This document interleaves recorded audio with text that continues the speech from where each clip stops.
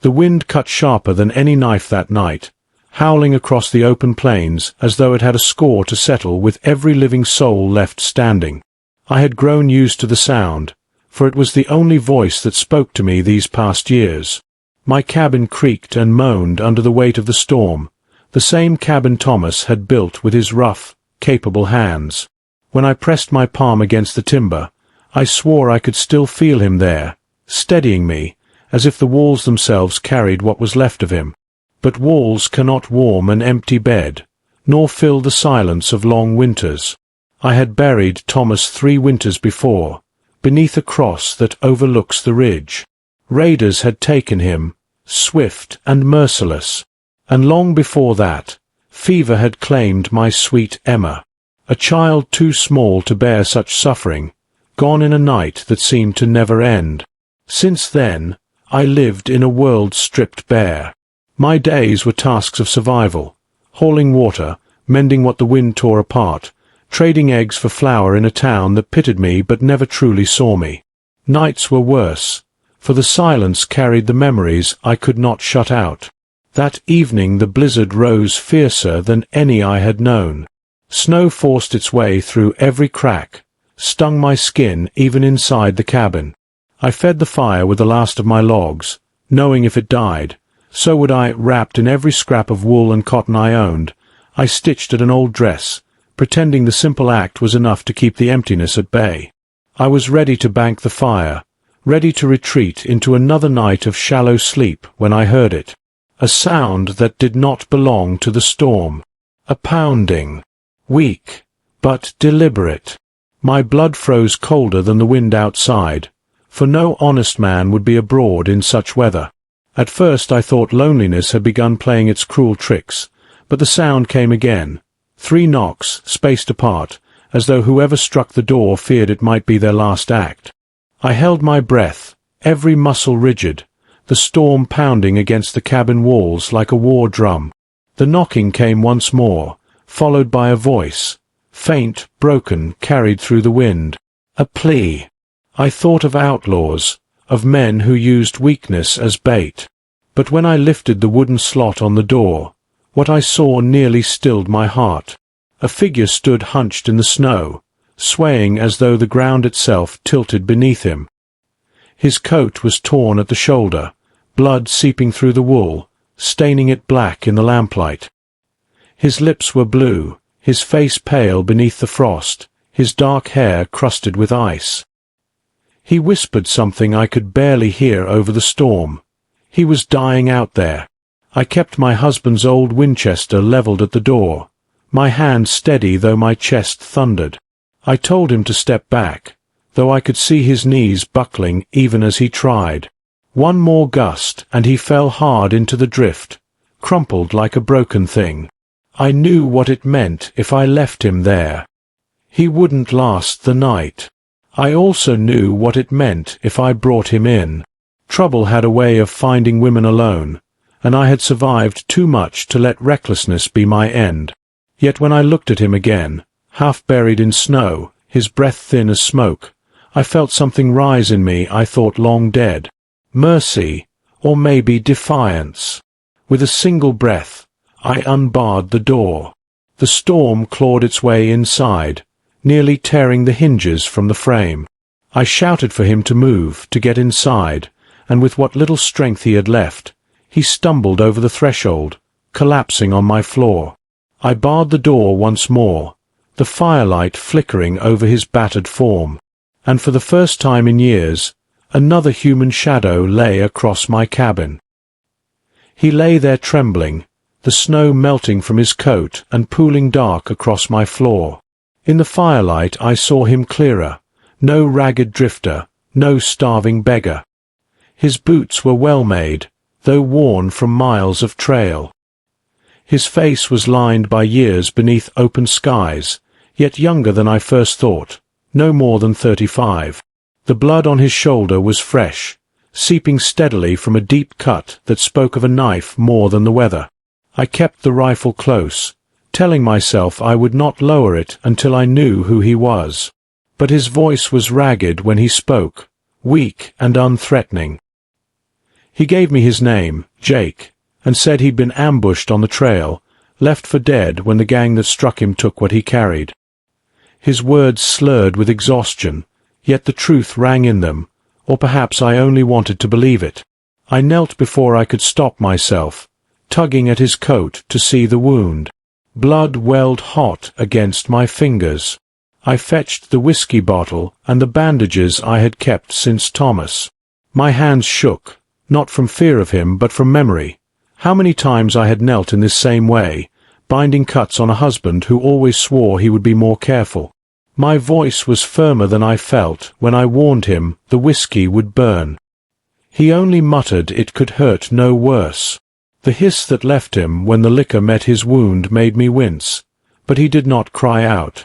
I worked quickly, cleaning, binding, pressing cloth to torn flesh. My fingers remembered the motions, though my heart staggered under the weight of them. When at last the bandage was tied off, I told him the truth, that the cut was deep, but he might live if fever did not set in. He looked at me then, eyes storm-grey, searching my face as though trying to read the kind of woman who would pull a stranger in from the night.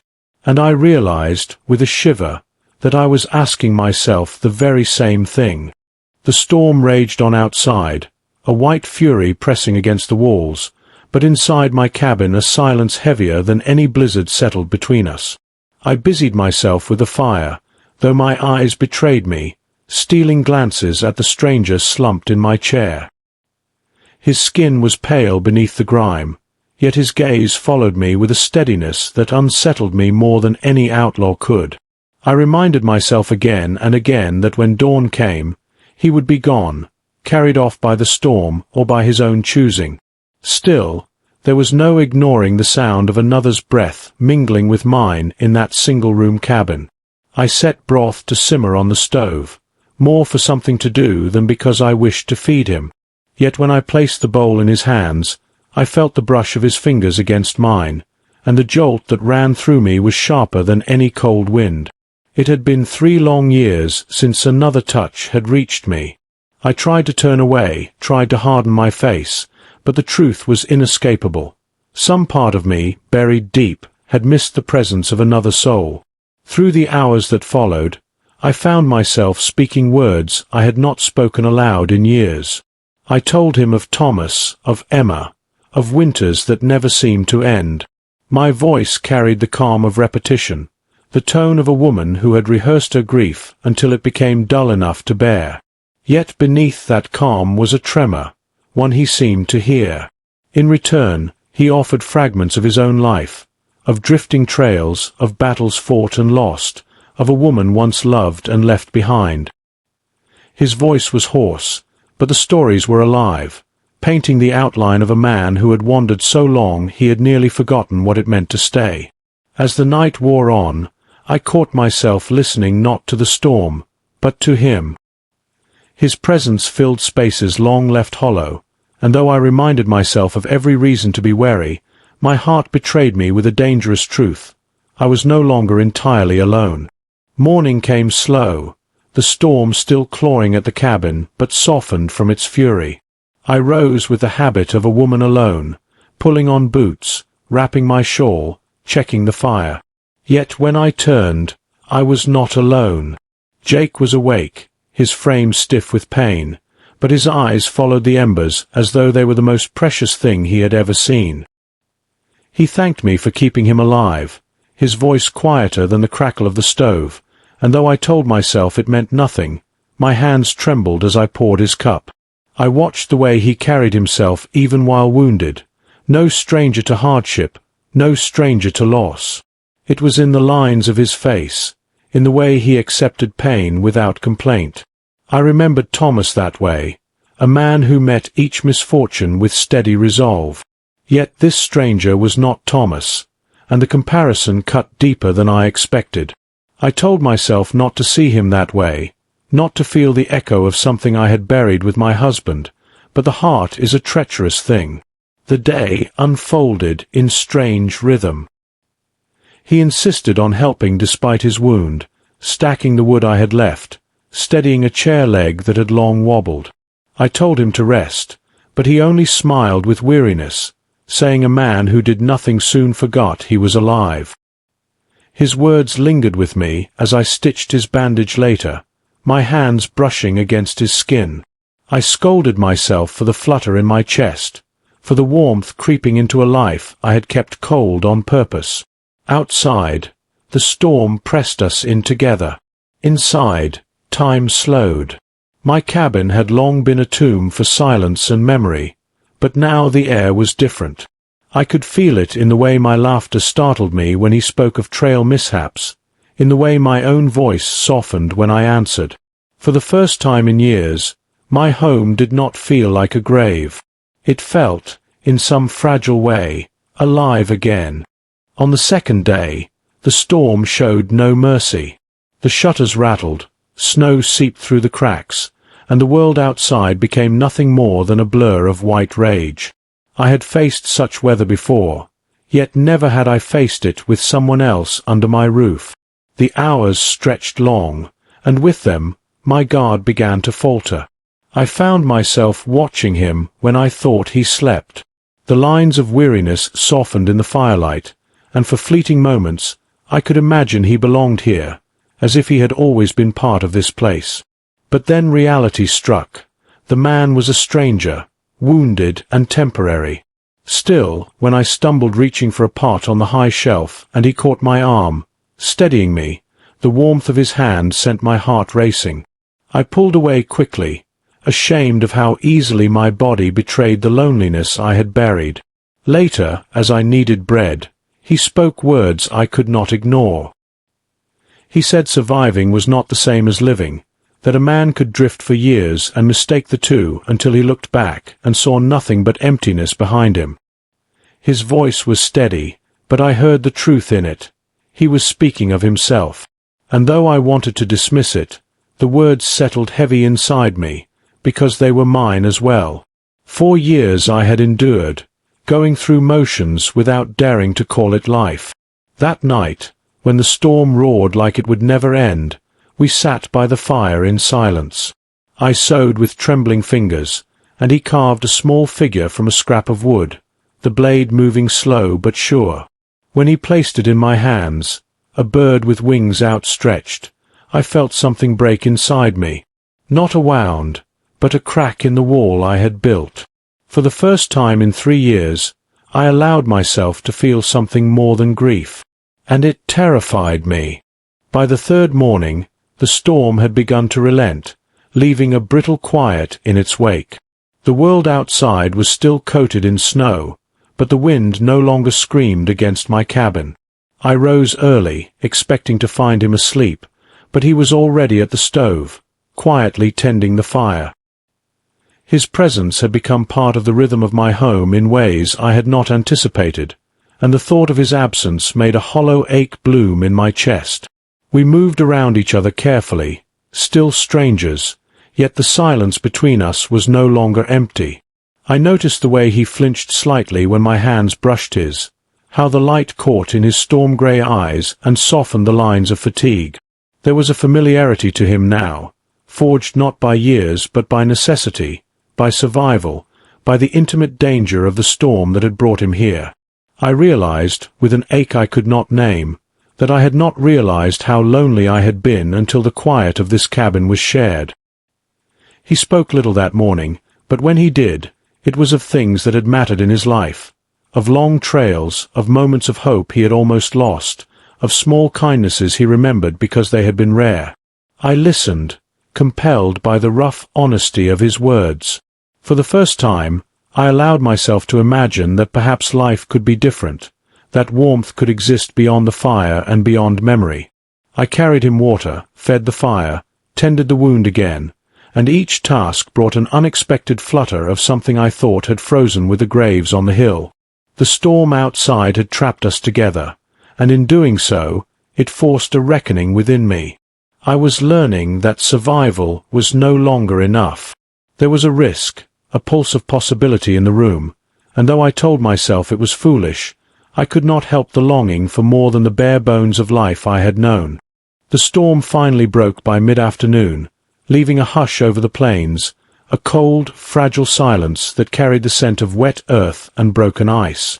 The world outside was transformed into a white expanse, glinting with every ray of sun that managed to pierce the clouded sky.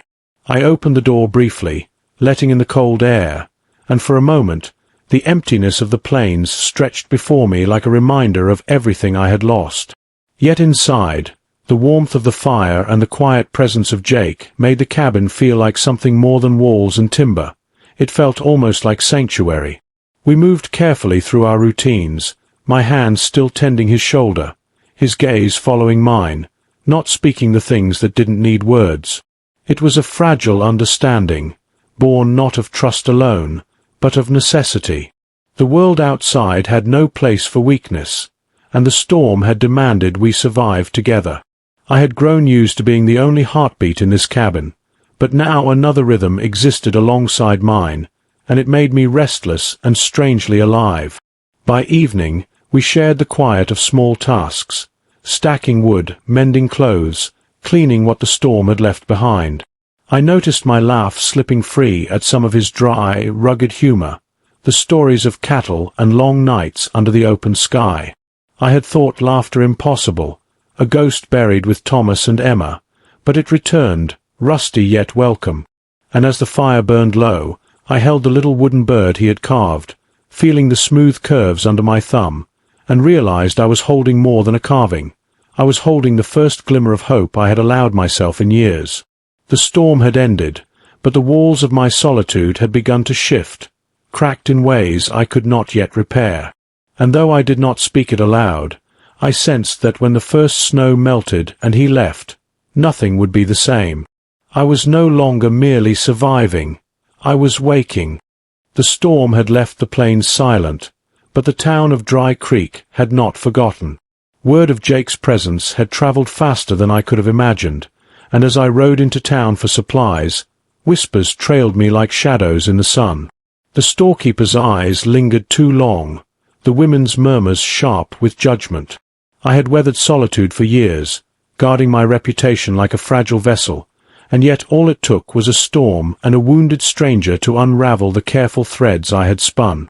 I rode with my head high, trading eggs and flour, pretending the weight of scrutiny was nothing. But inside, the echoes of 3 years of isolation pressed heavy. I thought of Thomas, of Emma, of the life I had built around absence and silence. And then I thought of Jake, the way he had survived the storm because I chose to act. My heart tightened at the memory, a pulse that reminded me that life could still reach past grief, still demand courage. That evening, the cabin felt emptier than ever. His presence had lingered like a flame, and now that flame was gone. I traced the carved bird he had left behind, its wings spread wide, urging me toward something new, something I was not yet ready to name. I realized that the quiet I had so long cherished was no longer enough. The wind outside carried the scent of thawing snow, of spring approaching, and with it, the knowledge that I could no longer stay buried in the past. For the first time, I understood that surviving was not enough. To live meant risking pain, risking judgment, risking the fragile hope that someone, somewhere, could walk into your life and leave it forever altered. And though the plains stretched endless and cold beyond my cabin, I knew the path forward would require courage I had not felt in years. Weeks passed, and life in Dry Creek slowly returned to its slow rhythm, though nothing was the same for me. The town's whispers faded, replaced by other news, but the memory of Jake lingered like smoke curling in the wind. I carried the carved bird with me everywhere, a reminder of warmth, courage, and the possibility of something beyond grief. Each time my fingers brushed the smooth wings, I felt the pulse of a life I had almost forgotten I could have. I spent mornings teaching, the children pulling me back into a world of small joys and responsibilities I had abandoned in sorrow. I tended my homestead with a steadiness I had long practiced, yet there was a lightness to my work now, a rhythm that suggested hope rather than mere survival. Evenings, I would sit by the fire, tracing the bird's curves and remembering the nights we shared during the storm. It had been brief, but its impact was immense, and I could not dismiss the stirring it left behind. Then came word of trouble. The Coulson gang had been spotted near Fort Laramie, and Jake's name was tied to efforts to stop them. Fear clenched my chest, but something else rose alongside it, a determination I had not felt in years. I mounted Thomas's old horse, the weight of the past pressing on me, and rode toward the danger, refusing to be merely a witness to life. In the chaos of gunfire, of shouted commands, of the wild terror that accompanies men bent on lawlessness, I found myself acting with a courage I thought had died with my family. The same hands that had stitched wounds now gripped the rifle, steady and resolute. By the time the dust settled, I was no longer a widow living in the shadow of loss.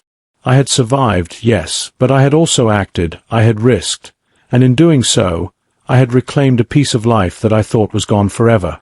And as I rode back to the cabin, the wooden bird resting safe in my pocket, I realized the true meaning of mercy, of hope, and of the dangerous, beautiful possibility of letting life in again. Spring had fully returned to the plains, softening the harsh edges of the world I had known for so long. The snow had melted, revealing the earth beneath, brown and raw, yet full of promise. I packed my few remaining belongings, each item a reminder of the life I had lived and the family I had lost. Emma's doll, Thomas's books, the small carved bird Jake had left. It was all I carried into a future I could finally allow myself to imagine. The homestead that had been my fortress of solitude was now someone else's, and with that transfer came the freedom I had not realized I craved. The journey to Fort Laramie was long, 5 days across the plains that now felt alive with possibility.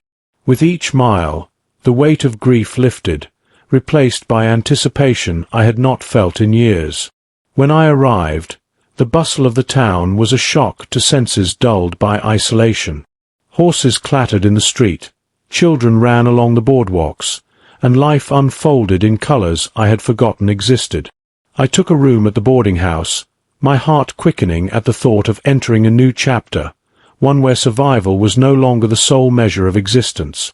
I became the schoolteacher, standing before young faces eager to learn, my voice steady and sure. Jake came and went with his work at the fort, yet we found time between duties to share stories, laughter, and quiet moments by the fire.